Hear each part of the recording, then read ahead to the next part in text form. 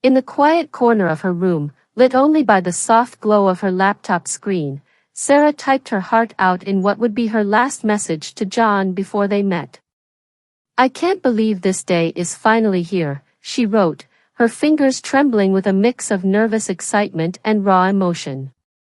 "After all our late-night talks, your voice in my ears, your laughter filling my room, it feels surreal that I'll be able to see you, touch you, know you're real." Her mind replayed their first conversation, a simple greeting that had spiraled into hours of sharing dreams and fears. John had quickly become her confidant, the mirror in which she saw her best self. But behind her exhilaration lay a sliver of doubt, a whisper of uncertainty that this could all be too good to be true. Yet, as she sealed her message with a promise of forever, a promise plucked from their many plans of wanderlust and shared futures, Sarah allowed herself to hope. In less than 24 hours, she would be stepping into the world they had crafted together, a world that promised the beginning of everything. "See you soon, my love," she typed, her heart a captive of the boundless possibilities that awaited. As Sarah scanned the bustling airport terminal, her pulse quickened, not just from nerves, but from a deep, unsettling feeling of stepping into the unknown. She gripped her suitcase tighter, each announcement over the PA system a reminder of the distance she had traveled, both physically and emotionally. This journey was more than a flight across continents. It was a leap of faith into a relationship that had blossomed in the digital world but was untested in reality. Her hands trembled slightly as she recalled their first conversation, the night they had stayed up until dawn, laughing and sharing dreams. Those memories felt like a warm blanket around her heart, yet a cold trickle of doubt crept in as she waited. What if John wasn't the person she had imagined? The thought was a shadow at the edge of her excitement, persistent and troubling. As she stood there, surrounded by the chaos of arrivals and departures, a family caught her eye, a mother reuniting with her son, their embrace a silent explosion of joy. Sarah's heart ached with longing for such certainty. She shook off the fear, focusing instead on the hope that soon, she too would feel the solid reality of John's arms, confirming that their love was not just a beautiful dream. The wind whipped through Sarah's hair as the taxi dwindled to a halt, leaving behind the security of paved roads. As she stepped onto the dusty path that led to the village, her heart fluttered with a mix of fear and excitement. Each step took her further from her old life and deeper into John's world. As they switched from the car to the motorcycle, the landscape changed dramatically. The lush greenery blurred by as the engine roared beneath them, a stark contrast to the quiet anticipation that filled the air. Sarah clung to John, her senses overwhelmed by the scent of the earth and the warmth of his back against her chest. The journey was not just a physical transition, but an emotional voyage into the heart of her lover's origins.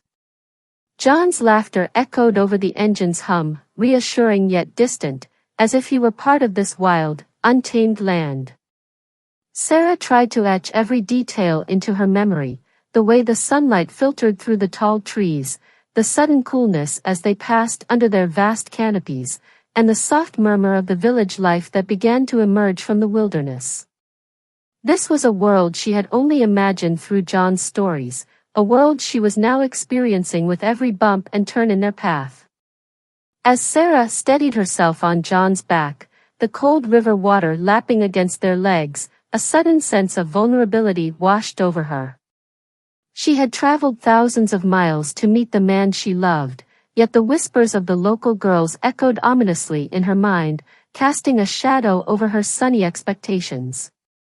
The river, bustling with life, was a stark contrast to the quiet, almost secretive approach John had taken towards his village. Sarah clung tighter to John, her thoughts swirling with confusion and a growing sense of dread. "Why here, John?" she asked again, her voice tinged with uncertainty. John's response was a soft laugh, meant to reassure. "It's just our way, Sarah. It's tradition." His tone was affectionate, but Sarah couldn't shake the feeling that something wasn't right. This was supposed to be a romantic adventure, meeting the love of her life in his homeland, surrounded by new sights and sounds. Yet, here she was, crossing a river in a stranger's arms, her heart pounding not just with love, but with a creeping fear that this journey might not be the romantic tale she had imagined but a prelude to something darker. As the moon cast its silver light over the river, Sarah couldn't shake the eerie words she had overheard. Her heart raced with a mixture of fear and betrayal. Why would those girls say such a thing? What was John hiding from her? She watched as John arranged for a young boy to carry her suitcase, his demeanor calm, almost rehearsed. As he helped her onto his back, Sarah's mind whirled with doubt and confusion. The cold water of the river lapped against them as John waded through. Sarah clung to him, her thoughts spinning. Every step he took echoed like a drumbeat of impending doom in her ears. She remembered their first conversation, the promises, the dreams they shared.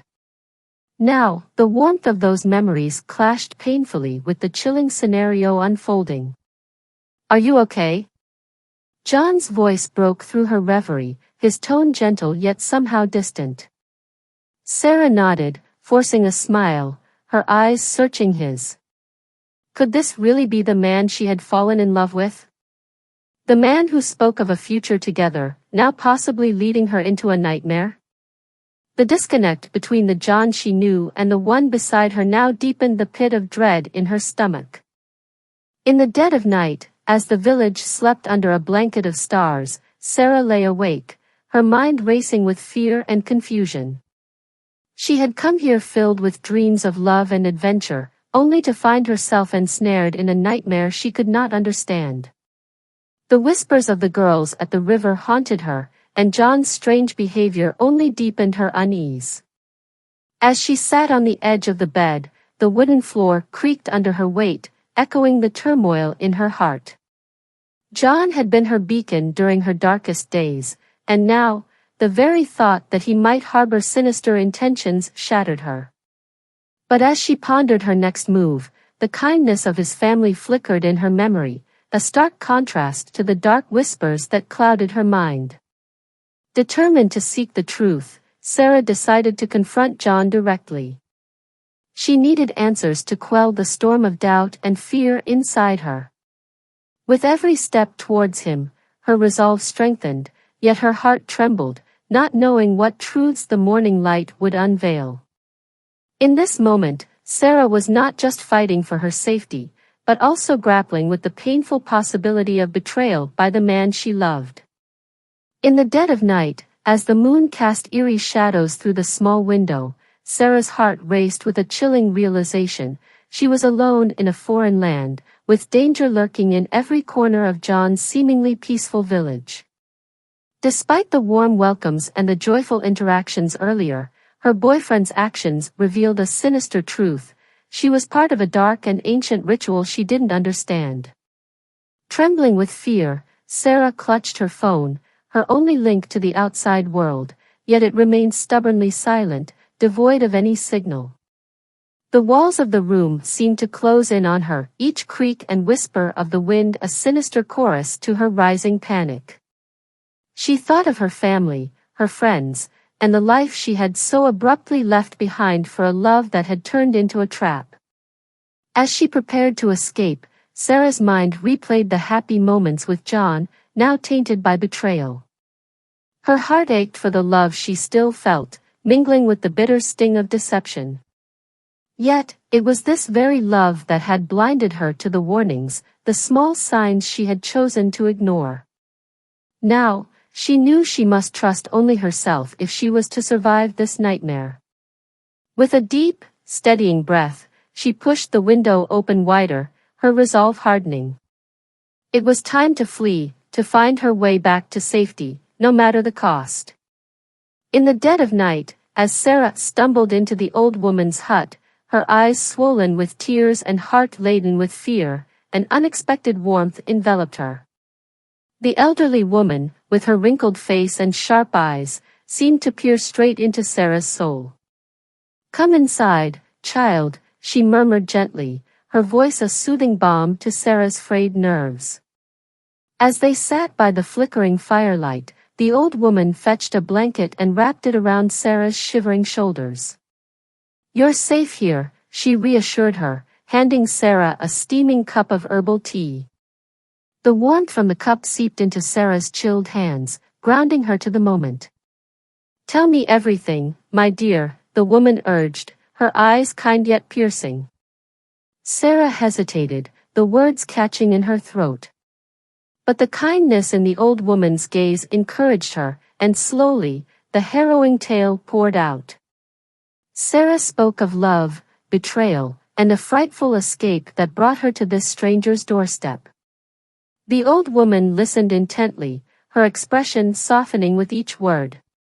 "You have been through a storm," she said quietly, her hand reaching out to cover Sarah's, "but storms pass, and new days dawn.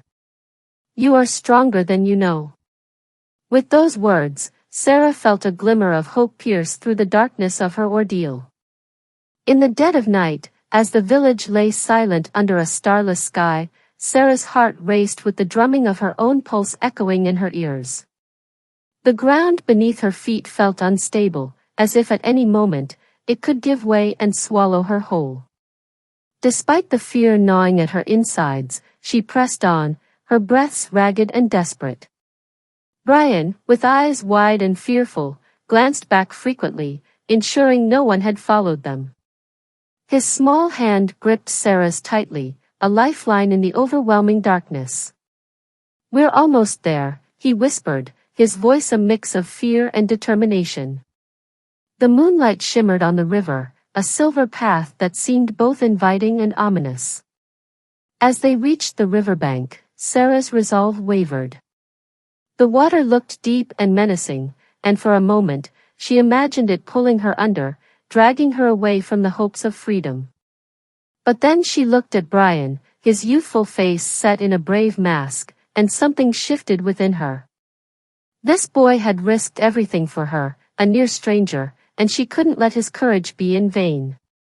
Taking a deep breath, she stepped into the cold water, the current tugging at her legs. "Keep going," Brian urged, his voice barely above a whisper. With each step, the water rose, chilling her to the bone, but Sarah's spirit ignited with a fierce will to live. She wouldn't let the river defeat her, she couldn't. On the other side, freedom awaited, and perhaps a chance to turn her harrowing escape into a tale of survival and hope. In the soft glow of dawn, as the first rays of sunlight pierced the shadowy forest, Sarah stood at the riverbank, her heart a jumble of relief and sorrow. She was free, yet the price of her freedom weighed heavily on her soul. She thought of John, the man she had loved, now revealed as the architect of her near demise. The betrayal stung deeper than the cold river water that had nearly swallowed her the night before. As she walked towards the church, her thoughts wandered to Brian, the brave boy who had defied his own family to save her. His innocent face, marked by determination and fear, haunted her. She knew she owed him more than gratitude. At that moment, Sarah vowed to do more than just escape. She vowed to fight against the dark traditions that had threatened her life and to protect others from such fates.